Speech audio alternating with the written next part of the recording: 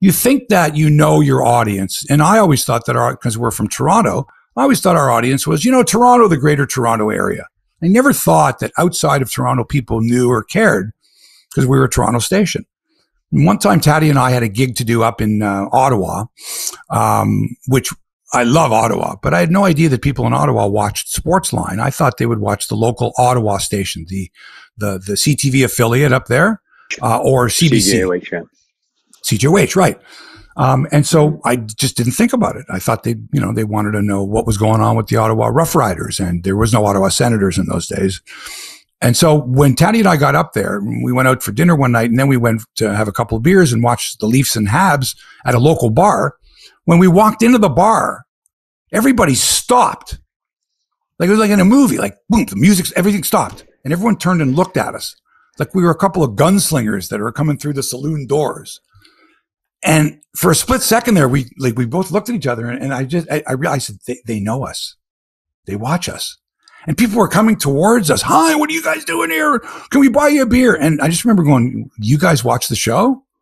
And they're going, yeah, we watch your show. I said, you don't watch like the late Brian Smith on CJOH or whoever was doing it on CBC. No, we watch you guys, and we could not believe it. Could not believe it. When, why would they? And then I guess that's when we realized the reach that we had, but also that it was a Toronto show. It was just a different, refreshing, cool show. It was a cool show. And you talked a little bit about the competition. I mean, I had a lot of people who watched my show. Obviously, we had really good numbers on CFTO. And one of the, talking to various people, quite often I found out that a lot of guys wanted to watch Sportsline, but they were sharing the TV with their spouse, significant other. They would have to watch the CFTO news because the wife wanted to see the weather and the fashion report and all the other stuff and the news, right?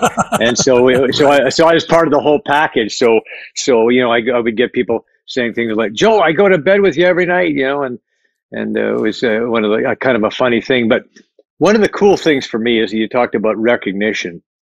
Now this absolutely made my day. It was '85. The Jays were playing the Royals in the ALCS, and I'm in the bowels of Old Exhibition Stadium with my cameraman. We're walking along, and we come across John Candy, who's walking along with his entourage, and I go, we gotta talk to John Candy. I love John Candy. I love SCTV. I love and of course then he was making movies and we go up to John. I'm Joe Tilley, CFTO. We want to talk to you. He said, I know who you are, Joe. I watch you all the time.